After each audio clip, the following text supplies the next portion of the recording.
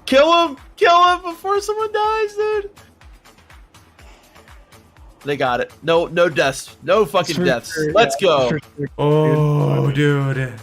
Anyone die on that Let's last go! Let's go! Yes! Any bindings in the chat? Let's fucking go, dude. That was kind of sketch though, wasn't it? That was very sketch, yeah.